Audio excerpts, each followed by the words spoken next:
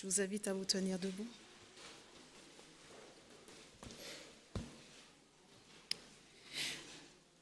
Louez le Seigneur, serviteur du Seigneur. Louez, louez le nom du Seigneur. Que le nom du Seigneur soit béni dès maintenant et pour toujours, du soleil levant jusqu'au couchant. Que le nom du Seigneur soit loué. Le Seigneur est élevé au-dessus de toutes les nations. Sa gloire est au-dessus du ciel. Ensemble, bénissons Dieu par nos cantiques.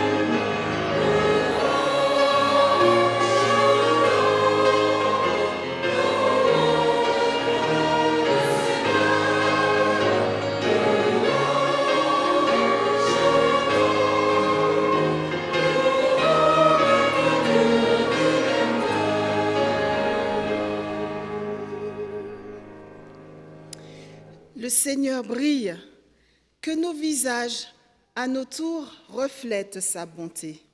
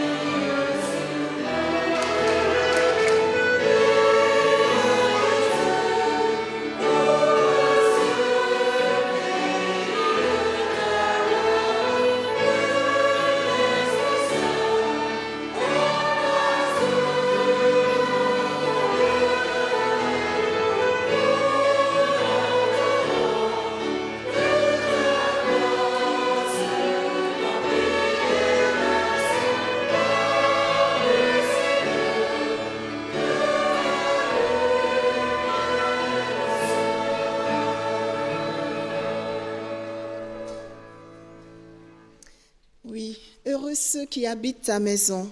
Ils te loueront encore. Mieux vaut en effet un jour dans les cours de ton temple que 1000 ailleurs. Nous t'adorons, ô Père.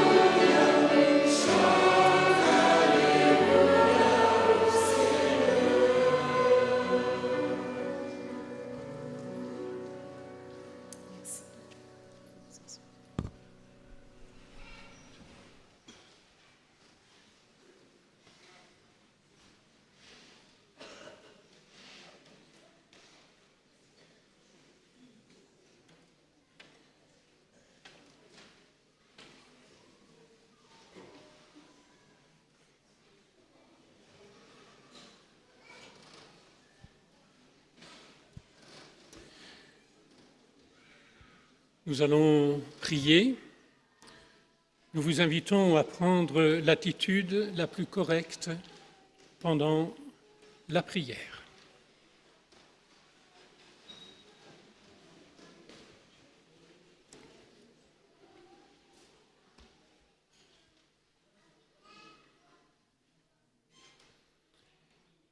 Notre Dieu, notre Père,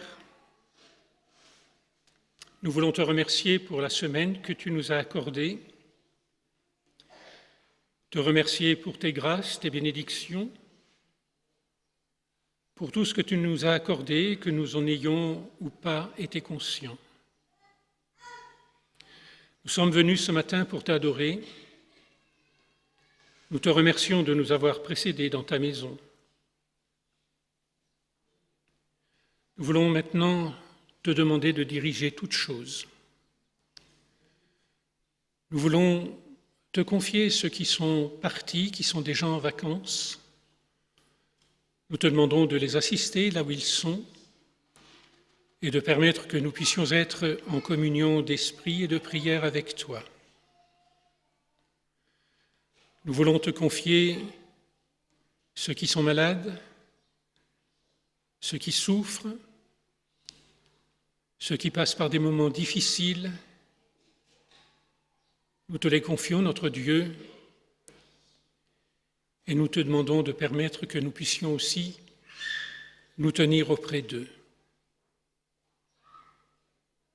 Nous te prions aussi pour ceux qui écoutent cette cérémonie ce matin par Internet.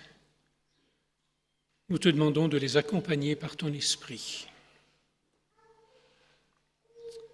Notre Dieu, notre Père, nous te confions aussi Élie Yoldi qui nous parlera de ta part ce matin. Nous te prions de le soutenir, de le diriger et de permettre que ce qu'il nous dit de ta part puisse nous toucher et nous permette de sortir de ce lieu en ayant une connaissance plus grande et plus intime de toi. Que ta grâce maintenant et que ta paix nous soutiennent. C'est en Jésus que nous te le demandons. Amen.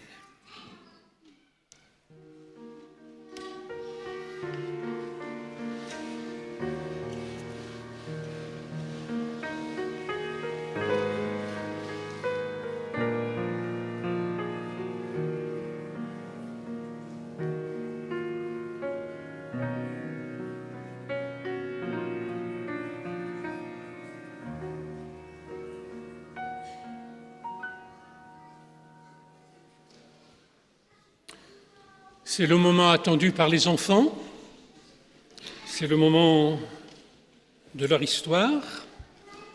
Ils sont invités à venir rejoindre sur l'estrade.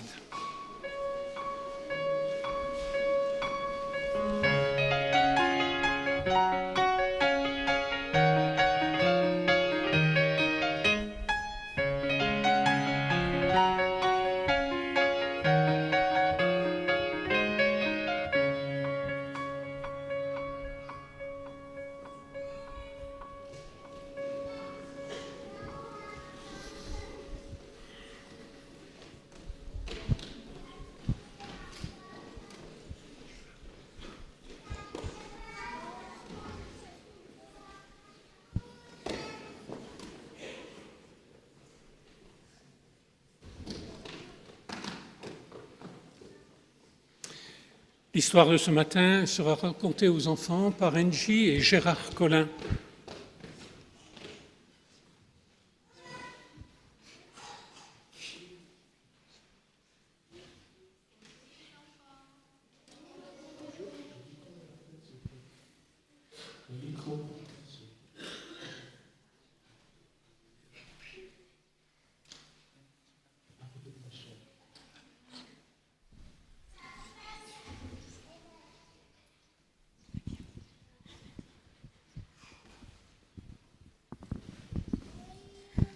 Bonjour les enfants.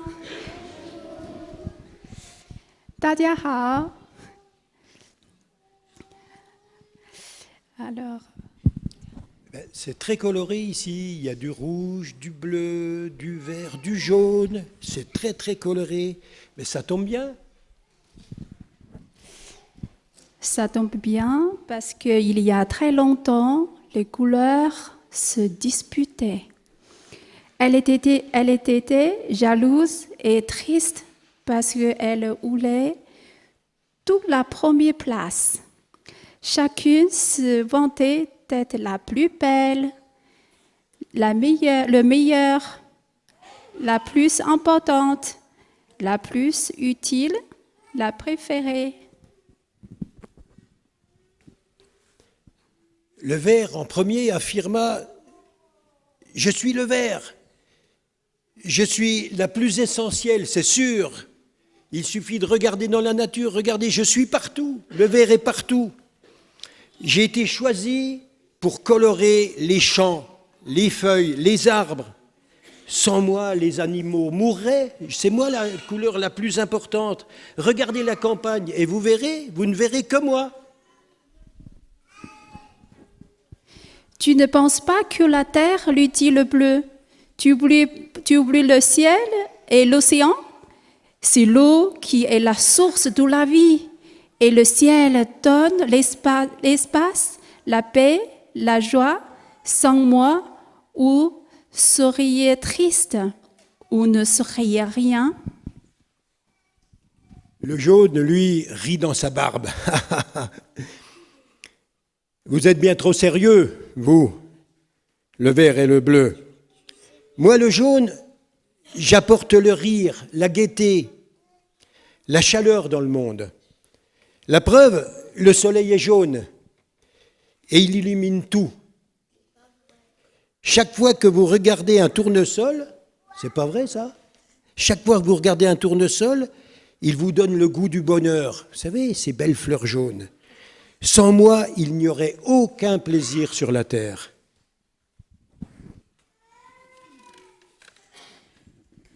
Moi, l'orange, je suis la couleur de la santé et de la force. On me voit peut-être moins souvent que je suis utile aux besoins de la vie humaine. Je transporte les plus importantes vitamines. Pensez aux carottes, aux citrouilles, aux oranges, aux mangues et aux papayes. Je ne suis pas là tout le temps, mais quand je colore le ciel au lever ou au coucher du soleil, ma beauté est telle que personne ne remarque plus aucun de vous. Ah, le jaune n'est pas content là, hein? Eh bien moi, je suis le chef de toutes les couleurs, car je suis rouge comme le sang, et le sang, c'est la vie. C'est moi le chef de toutes les couleurs. Je suis la couleur du danger, mais aussi de la bravoure.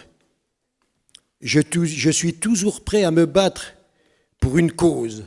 Sans moi, tout serait aussi vide que la lune. Je suis la couleur de la passion et de l'amour. Je suis la couleur de la rose rouge, du poinsettia et du coquelicot.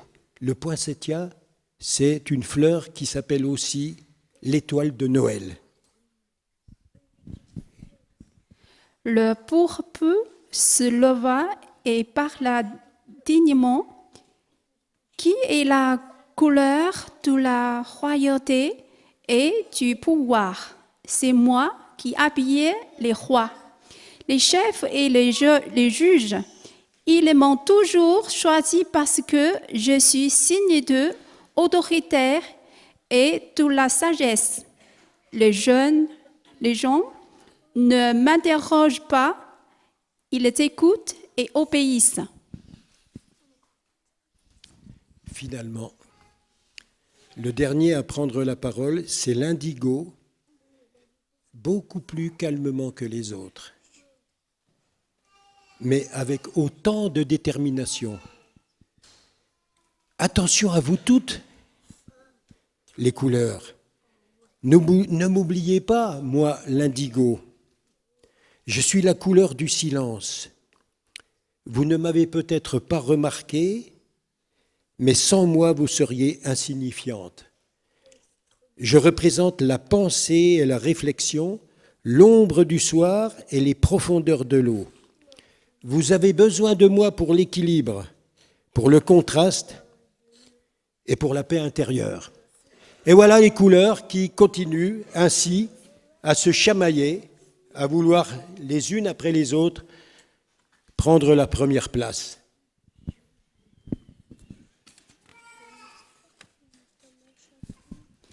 Mais soudain, un éclair parut dans le ciel, et le tonne gronda, la pluie commença à tomber fortement, t'inquiéter.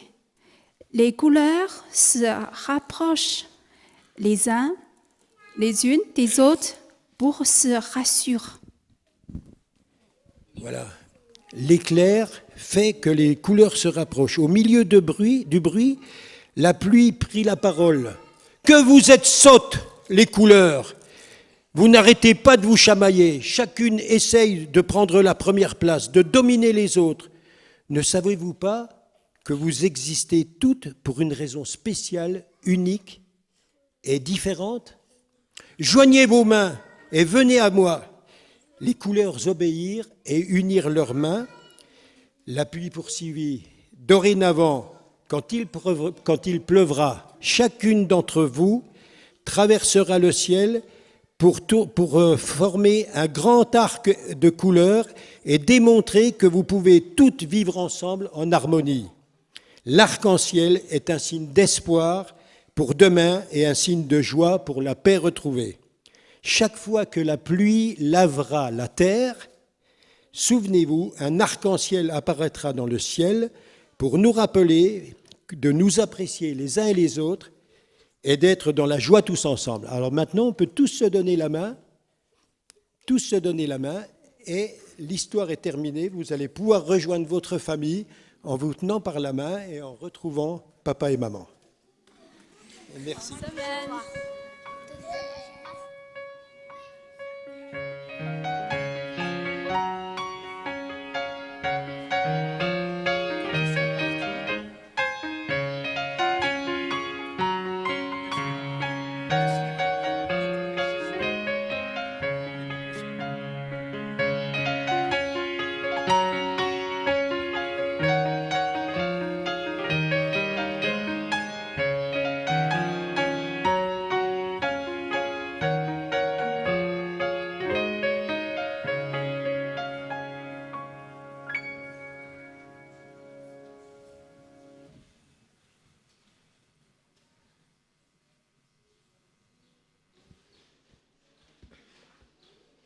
Je vais lire dans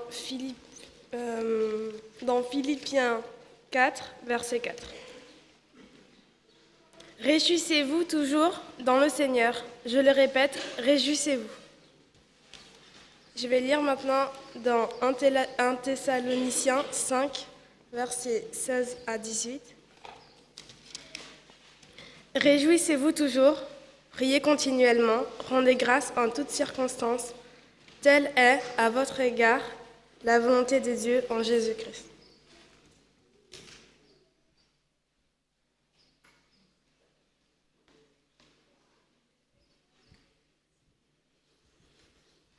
C'est une semaine un petit peu particulière qui a été vécue. Ceux qui participent ce matin au service, pratiquement aucun d'eux n'était prévu. Il y a certains postes que l'on peut remplacer facilement. Celui de l'anciennat, c'est facile. Trouver quelqu'un pour prêcher, c'est peut-être un petit peu plus difficile. Et ce matin, Élie Yoldi a accepté de relever le défi. Élie est un étudiant de 4e année, un étudiant apprécié, et je pense que nous serons heureux de l'écouter ce matin et d'entendre ce qu'il a à nous dire dans sa méditation. Merci Raoul. Le sujet que j'aimerais traiter avec vous ce matin est un peu à contre-courant. En ce moment, nous entendons plutôt parler de grève, d'inondations, de toutes sortes de difficultés qui émaillent le monde. Mais j'aimerais vous parler d'autre chose. Jamel Debbouze, cet humoriste que nous connaissons plutôt bien puisqu'il est français, raconte dans l'un de ses spectacles la réaction de sa mère en 2002. Cette dernière est devant la télé, elle écoute le journal et elle apprend que Jean-Marie Le Pen est au 2e tour des élections. Jamel dit que sa maman s'affole. Elle est d'origine maghrébine et pour elle, ce n'est pas une bonne nouvelle. Et Jamel dit, maman s'écrie, on va tous mourir. Bien sûr, je pense que c'est une caricature. Mais cela nous permet de nous poser la question de savoir quelle est notre réaction devant les mauvaises nouvelles que nous recevons chaque jour. Comment acceptons-nous ou vivons-nous les choses lorsque les nouvelles ne sont pas bonnes? Sommes-nous affolés, comme Madame de Bouze? Ou sommes-nous fatalistes? C'est comme ça et puis c'est tout. Ou avons-nous une autre position, une autre attitude? Aujourd'hui, je voudrais vous inviter à méditer ce verset qu'a lu Déborah et qui pour moi est très très important dans la vie du croyant. Parce qu'il nous propose d'avoir une attitude différente face aux aléas de la vie. Il y a une chanson d'enfant qui dit que c'est un verset tout-terrain. C'est Philippiens 4, 4. Et un 4, 4, ça passe partout. Donc, lorsque l'apôtre s'adresse aux Philippiens et dit « Réjouissez-vous toujours dans le Seigneur », je le répète, « Réjouissez-vous », peut-être nous donne-t-il un indice pour pouvoir traverser tous les terrains. En tout cas, pour ma part, je me suis demandé pourquoi Paul avait jugé bon d'écrire cela. Tout le monde a envie d'être heureux, a envie d'être joyeux. Il n'y a pas besoin d'être encouragé à cela. Pourtant, Paul le fait. Depuis que je suis ici à Coulonges, j'ai repris le vélo. Et quand on reprend le vélo, c'est quelque chose de très compliqué. On a un peu mal partout, les premiers temps en tout cas. Mais le vélo, c'est un moyen pour moi de vivre ma passion. Et souvent, avant d'aller au lit, je vais regarder quelques vidéos où je regarde les champions qui s'attaquent aux étapes de montagne et je les admire. Et parfois, lorsque j'ai des rendez-vous vélo le dimanche, dès le mercredi, j'y pense déjà et ça me motive pour toute la fin de la semaine. Bientôt sera dimanche. Je sais que je vais souffrir, je sais que ce ne sera pas facile, mais pourtant, je suis heureux de me préparer à ces moments, à me dire que je vais partir à l'assaut du Salève et que je vais essayer cette fois-ci de suivre André. Bon, ce n'est pas toujours le cas, mais ce sera peut-être différent cette année. Pour ça, pour avoir cette joie, pour avoir cette passion, je n'ai pas eu besoin de Paul. La passion, selon moi, est un don de Dieu. Jésus dit dans Jean 10, verset 10, « Je suis venu afin que les brebis aient la vie et qu'elles soient dans l'abondance. » Jésus nous propose donc la vie, pas simplement la survie. Alors la question reste, pourquoi ce conseil de Paul, presque un ordre? Pourquoi s'adresse-t-il à nous comme il s'est adressé aux Philippiens en nous disant « Réjouissez-vous » ou comme j'ai envie de le traduire aujourd'hui, « Éclatez-vous ». Éclatez-vous en Jésus. Il y a de quelques années,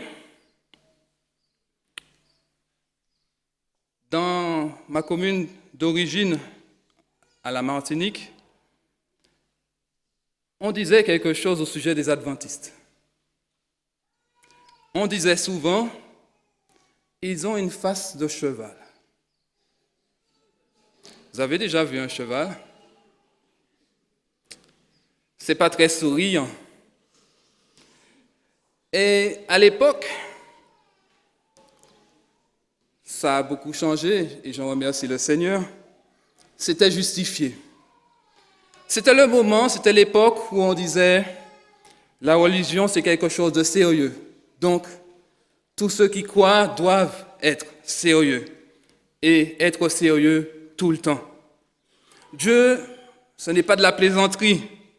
Donc, nous devons être toujours dans une forme de solennité qui nous donne un visage sérieux. D'ailleurs, j'avoue que ça m'a laissé quelques traces. Et ce matin, je fais l'effort de vous sourire. C'était aussi l'époque où on se demandait, mais comment est-ce qu'on peut rire devant la parole de Dieu si on considère que cela est déplacé? Ou bouger au rythme de la chanson si cela est irrévérencieux? Plaisanter, ce n'était pas chrétien. Donc, pourquoi le faire? C'était une période où je n'avais pas pris conscience de ce verset de Paul. Je ne connaissais même pas, en tout cas je ne me rappelle pas l'avoir connu à ce moment. À cette époque aussi, les lundis matins, quand j'arrivais à l'école, j'étais toujours dans le coin à écouter les copains raconter qu'ils s'étaient éclatés pendant le week-end. C'était toujours super. Ils avaient fait des choses extraordinaires. Ils étaient rentrés tard. Ils avaient fait la fête. Et moi, j'avais passé un week-end sérieux, donc je n'avais rien à raconter. À vrai dire, avec le temps, cela m'a tellement embêté que pendant toute la semaine, je réfléchissais à ce que je pourrais faire le samedi soir pour avoir quelque chose à raconter le lundi. Alors le programme était tout fait. École du sabbat le matin, culte après, et ensuite sieste, parce qu'il fallait être en forme pour rentrer tard le soir. En fait, je ne faisais pas grand-chose, mais au moins, le lundi, je pouvais arriver et puis dire « Oui, moi aussi je me suis couché à 3 heures du mat'. » Il ne fallait pas me demander en faisant quoi. Parce que souvent, c'était juste à vadrouiller, à attendre que l'heure passe pour avoir le plaisir de dire cette phrase qui me permettait d'être du groupe, de faire comme tout le monde.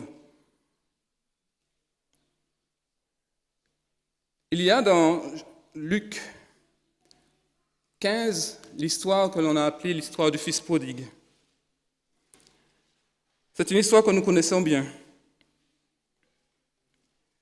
Mais j'aimerais insister sur la dernière partie de cette histoire, la réaction du grand frère lorsque ce fils revient, que son père l'accueille à bras ouverts et fait une fête, une grande fête pour avoir retrouvé son fils. Le frère aîné, quand il arrive, refuse de participer à cette fête. Et lorsque je lis cette histoire, je me suis posé la question, mais pourquoi, alors que ce fils était là, tout le temps avec son père, il n'avait jamais profité des biens de son père, vécu des choses joyeuses? Pourquoi est-ce qu'il s'était limité à juste obéir? Et donc, il se trouvait être maintenant jaloux, entre guillemets, de la fête que son père avait préparée à son frère. La réponse peut se trouver au verset 29. Car ce fils dit à son père, « Je travaille pour toi depuis toujours comme un esclave. » Ainsi, il était là, dans la maison du père, mais il n'avait aucune joie à y être. Et pourtant, la joie est très, très importante. Dans la Bible, la joie va plus loin qu'un sentiment, qu'une émotion. La joie est une qualité. Nous le voyons lorsque nous lisons Galates 5 au verset 22. Dans cette description du fruit de l'esprit, la joie est directement liée à l'amour. Elle est en seconde position. dans la liste qui est dressée. Le verset 22 nous dit, « Quant au fruit de l'esprit, c'est amour, joie, paix, patience, bonté, bienveillance, foi. » Le verset 23, « Douceur, maîtrise de soi. Aucune loi n'est contre ces choses, dit l'apôtre. » Donc, parmi les principales qualités de la vie chrétienne, nous trouvons la joie. 1 Thessaloniciens 5, verset 16, nous dit « Réjouissez-vous toujours ». Il est intéressant de voir que les versets qui suivent nous disent « Priez continuellement, rendez grâce en toutes circonstances. Telle est à votre égard la volonté de Dieu en Jésus-Christ. » Ainsi, une fois de plus, on dirait que l'apôtre met les deux choses au même niveau. Nous avons souvent entendu et retenu prier sans cesse. Mais avec ceci, il y a « Réjouissez-vous toujours, rendez grâce en toutes circonstances. » Ainsi donc, la première réponse que je pourrais donner à ma question de tout à l'heure, pourquoi ce conseil de Paul? C'est parce qu'être joyeux, ça fait du bien. Être joyeux contribue au bien-être de chacun. Il est reconnu qu'un malade qui a un bon état d'esprit, un état d'esprit positif, un état d'esprit joyeux, même à travers la maladie, guérit plus vite et guérit mieux. Il est aussi reconnu que les personnes joyeuses, positives, optimistes, vivent plus longtemps en bonne santé. Le livre des Actes confirme l'importance de la joie, car il dit, dans Acte 13 au verset 52, que les disciples qui croyaient en Jésus-Christ et qui se convertissaient étaient remplis de joie et du Saint-Esprit. Une des principales caractéristiques du royaume de Dieu, c'est donc la joie. Romains 14, au verset 17, le dit. Car le royaume de Dieu, ce n'est pas le manger et le boire, mais la justice, la paix et la joie par le Saint-Esprit. Manger et boire, ça fait du bien. Mais la joie, dans le royaume de Dieu, c'est encore mieux. Il faut ici noter qu'il s'agit de la joie par le Saint-Esprit. Donc, il s'agit d'une joie spirituelle, pas une joie strictement dans l'euphorie, dans une sorte d'utopie, où on rit de tout, quelles que soient les difficultés qui arrivent. C'est plutôt une joie qui est ancrée au fond de nous et qui nous donne la possibilité d'être triste, mais pas désespéré, d'être peut-être bouleversé, mais pas déprimé, qui nous donne la possibilité d'être peut-être dans le chagrin, mais sans être découragé, ou d'être bouleversé sans jamais désespéré. Cette joie, c'est le contraire de l'inquiétude, car en toute chose, Dieu est disponible par le biais de la prière. Il est remarquable aussi de constater que la présence du Saint-Esprit produit et communique cette joie. Il est le consolateur. Il est celui qui amène la joie. Le verset que nous avons lu tout à l'heure dans Philippiens 4, au verset 4, fait partie de cette lettre que Paul adresse à l'église de Philippe. Cette lettre, elle est particulière parce que l'église de Philippe est marquée par des difficultés. Et à l'inverse, cette lettre est marquée par la joie. En effet, dans ces 4 chapitres de cette petite épître, 14 fois, le mot joie ou le verbe se réjouir sont énoncés. Pourtant, Paul a bien conscience des souffrances et des difficultés de cette Église, puisque dans le chapitre 1er au verset 29, il dit que l'Église souffre pour Jésus. Elle est victime de difficultés qui viennent de l'extérieur.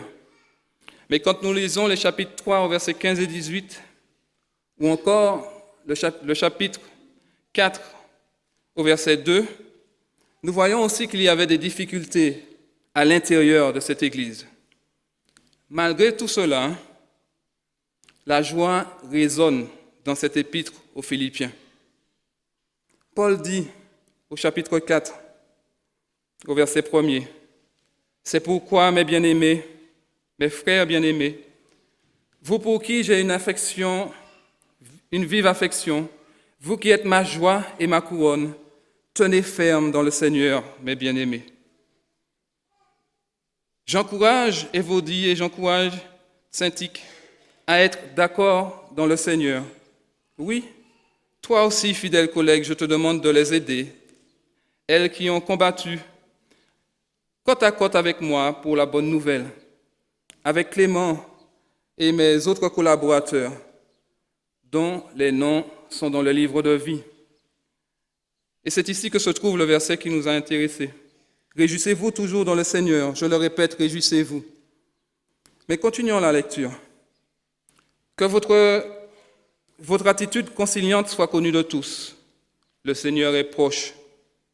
Ne vous inquiétez de rien, mais en tout, par la prière et la supplication, avec des actions de grâce, faites connaître à Dieu vos demandes, et la paix de Dieu, qui surpasse toute pensée, gardera votre cœur et votre intelligence en Jésus-Christ.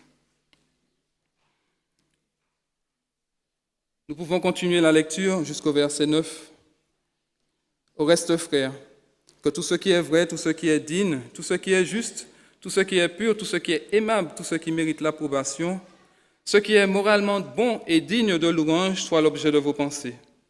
Ce que vous avez appris, reçu, entendu et vu en moi, mettez-le en pratique, et le Dieu de paix sera avec vous.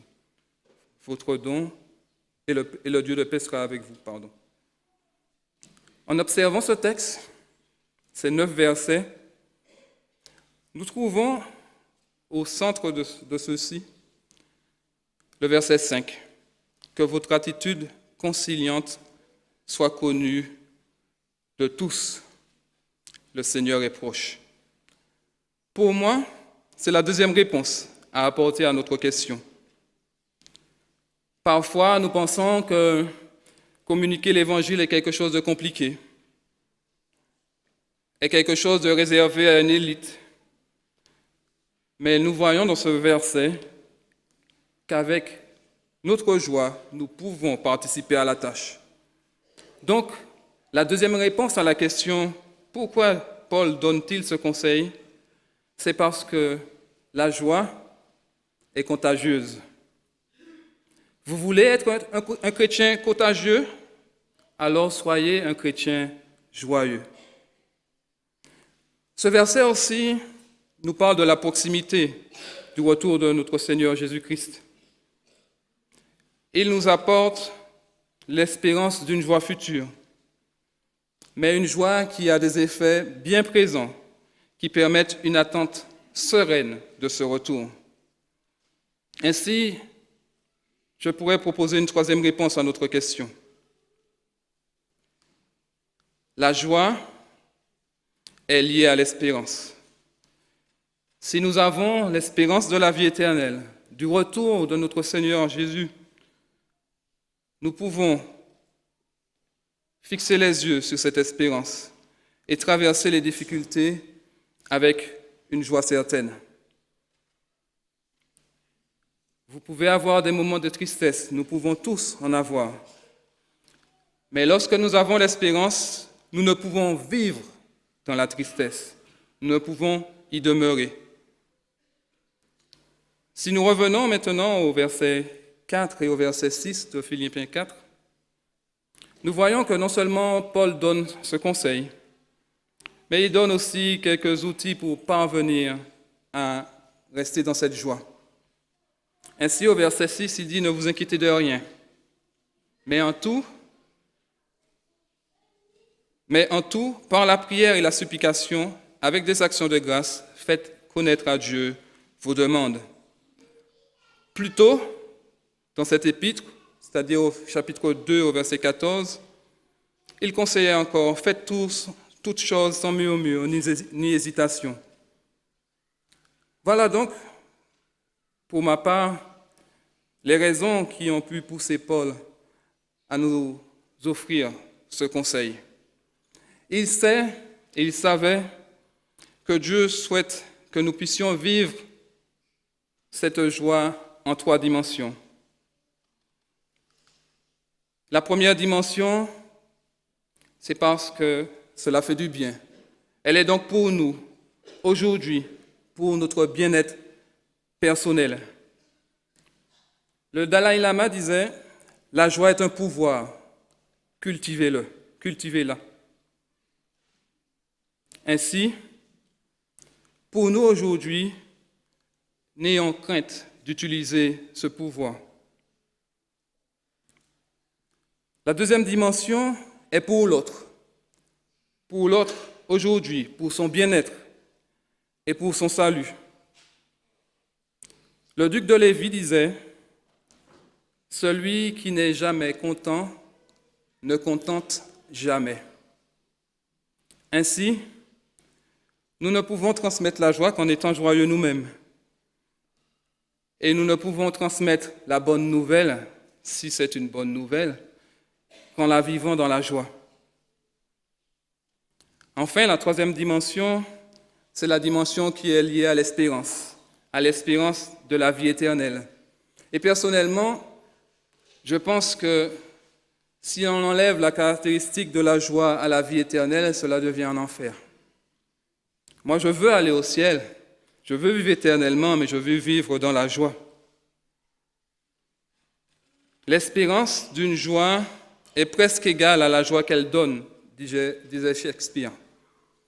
Et aujourd'hui, ma prière pour chacun d'entre nous, c'est d'aller au-delà de l'expérience de Shakespeare, de dépasser la constatation du duc de Lévis,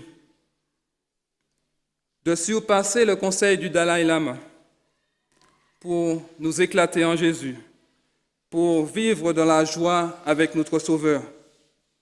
Ne soyons donc ni affolés comme Madame de Bouze, ni fatalistes en nous disant c'est comme ça, mais soyons remplis de cette joie qui, par l'Esprit du Seigneur, a une grande influence sur notre bien-être, sur celui de ceux qui nous entourent et qui fait de notre espérance une réalité. Amen. Regardez maintenant.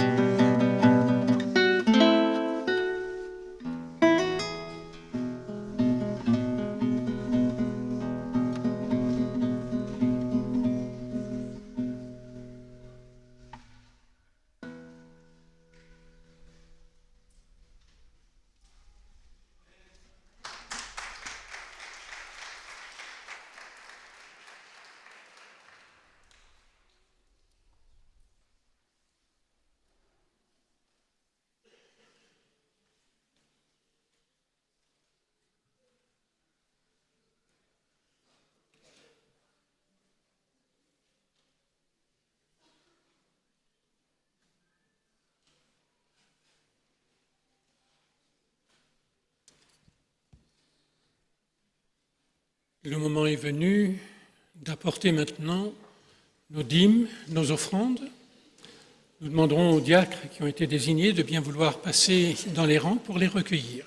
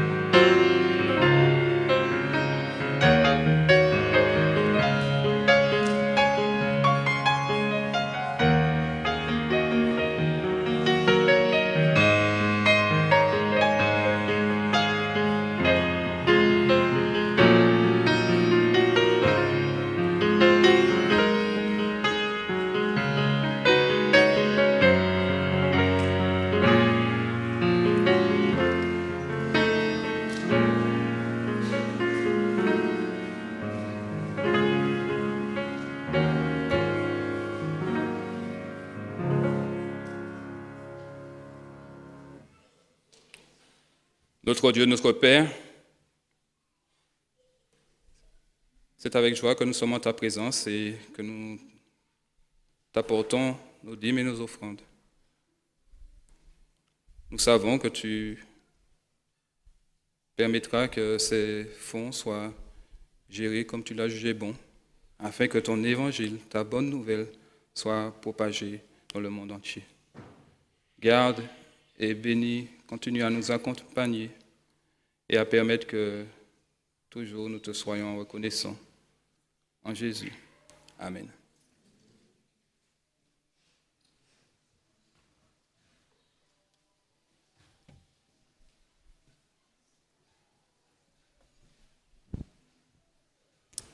Parce qu'être joyeux, c'est rendre gloire à Dieu, nous allons le chanter ensemble. Tout joyeux, bénissons le Seigneur.